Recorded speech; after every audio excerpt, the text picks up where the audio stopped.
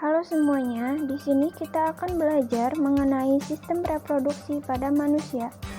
Di sini kita akan belajar tentang apa saja yang terkandung dalam reproduksi pada manusia. Sebelumnya saya ingin bertanya, apa yang kalian ketahui tentang materi sistem reproduksi pada manusia? Sistem reproduksi pada manusia adalah kemampuan makhluk hidup untuk menghasilkan keturunan yang baru. Sedangkan tujuan dari reproduksi adalah untuk mempertahankan jenisnya dan melestarikan jenisnya agar tidak punah. Sistem reproduksi pada manusia terbagi menjadi dua, yaitu wanita dan pria. Pada reproduksi pria terbagi menjadi dua, yaitu organ reproduksi dalam dan organ reproduksi luar. Di sini kita akan belajar tentang organ reproduksi bagian dalam pria, yaitu terdiri dari vesikula seminalis, saluran ejakulator, kelenjar bulba uretrali, vas deferens, uretra, serta kelenjar prostat.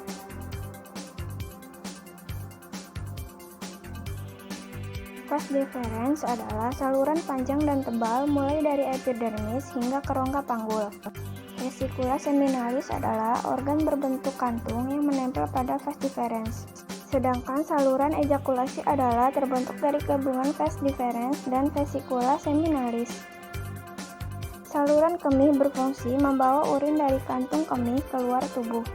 Sedangkan kelenjar prostat adalah kelenjar yang terletak di bawah kantung kemih di depan rektum atau anus. Selanjutnya yaitu kelenjar Cowper berfungsi memproduksi cairan yang melicinkan saluran kemih. Selanjutnya kita akan belajar mengenai reproduksi bagian luar pria yang terdiri dari penis, gland penis, skrotum, testis, dan epididymis. Organ reproduksi luar terdiri dari penis yang terbagi menjadi tiga, akar, batang penis, dan kepala penis. Kedua yaitu skrotum yang letaknya berada di belakang penis.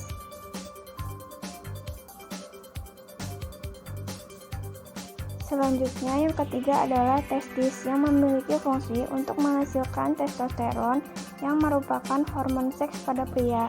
Yang keempat yaitu epididymis yang berfungsi untuk membawa dan menyimpan sel sperma yang telah diproduksi di testis.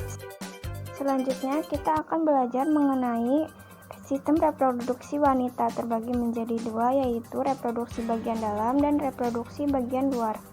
Di sini kita akan belajar tentang organ reproduksi bagian luar wanita terlebih dahulu, yaitu terdiri dari mons pubis, lubang uretra, labia, lubang vagina, serta klitoris.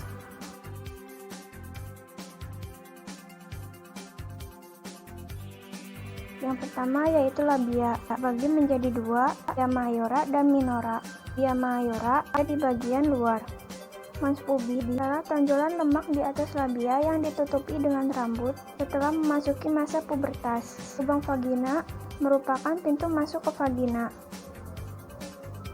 Selanjutnya yang keempat, klitoris adalah tonjolan kecil di bagian atas labia minora. 5. Kelenjar vestibular terletak di kedua sisi bukaan vagina. Yang keenam yaitu lubang uretra, yaitu tempat keluarnya urin dari kandung kemih.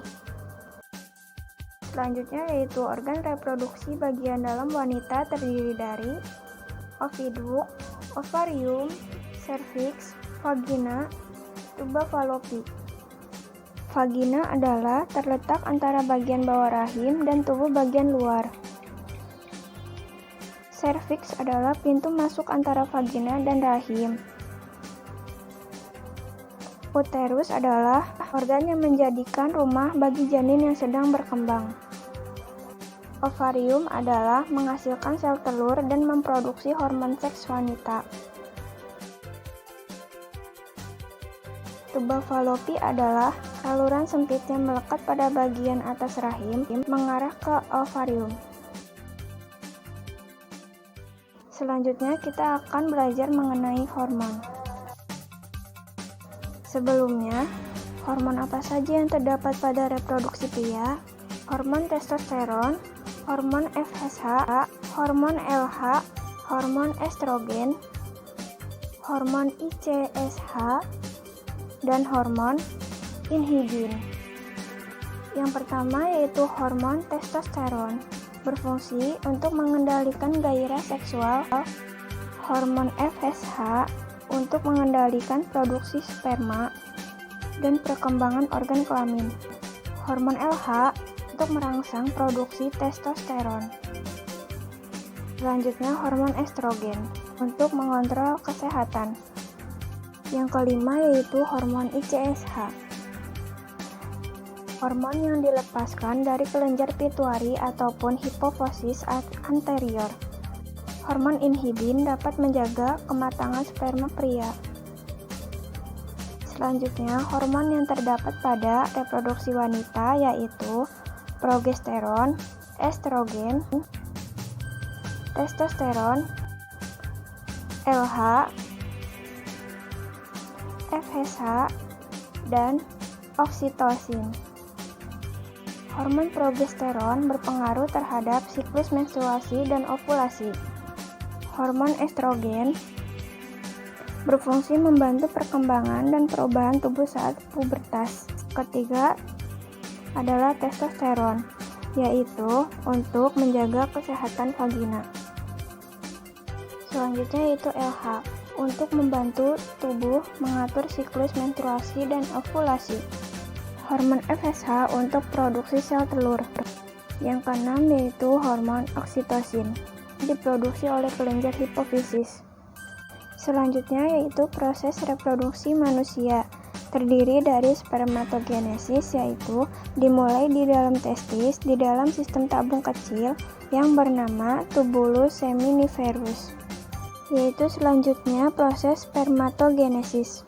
Spermatogonium mengandung kromosom diploid 2N. Setelah berulang kali membelah, akhirnya berubah menjadi spermatosit primer yang masih diploid. Lalu spermatosit primer membelah secara meiosis 1, kemudian membelah lagi menjadi meiosis 2, lalu menjadi spermatid. Spermatid berubah menjadi sperma.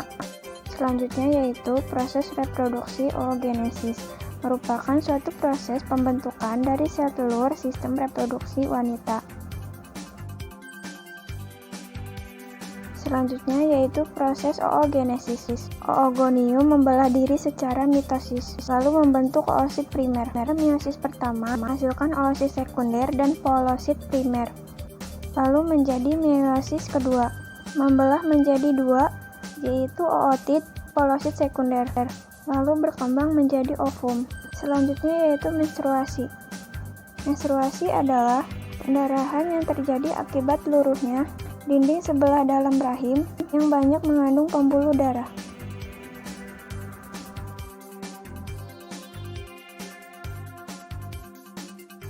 Siklus menstruasi terdiri dari 3 fase, yaitu fase aliran menstruasi, fase proliferasi, dan fase sekresi. Pada wanita, siklus menstruasi rata-rata terjadi sekitar 28 hari. Walaupun hal ini berlaku umum, tidak semua wanita memiliki siklus menstruasi yang sama. Yang pertama yaitu fase aliran menstruasi. Tahap ini berakhir pada 4-6 hari pada suatu siklum. Yang kedua yaitu fase proliferasi, dikendalikan oleh hormon estrogen. Fase ini dimulai pada hari ke-5 sampai hari ke-4. Selanjutnya yang ketiga yaitu fase sekresi. Fase ini terjadi pada hari ke-14 sampai hari ke-28 siklus. Selanjutnya yaitu fertilisasi atau pembuahan, merupakan penyatuan dua gamet jantan dan betina yang masing-masing mengandung kromosom haloid N. Penyakit pada reproduksi wanita yaitu sindrom ovarium polikistik yang disebabkan oleh gangguan pada ovarium. Kedua, IMS yaitu infeksi menular seksual. Yang ketiga yaitu miom, merupakan pertumbuhan tumor jinak pada dinding otot rahim. Selanjutnya penyakit reproduksi pada pria, yaitu impotensi, biasanya yaitu tidak bisa ereksi. Yang kedua, infeksi menular seksual seperti sifilis dan kutil kelamin. Yang ketiga, balanitis. Dapat mengeluarkan kotoran dari penis yang berbau busuk. Berikut ini adalah daftar pustaka yang kita gunakan untuk materi tentang reproduksi pada manusia. Cukup sekian belajar kita mengenai sistem reproduksi pada manusia. Semoga bermanfaat ya. Terima kasih.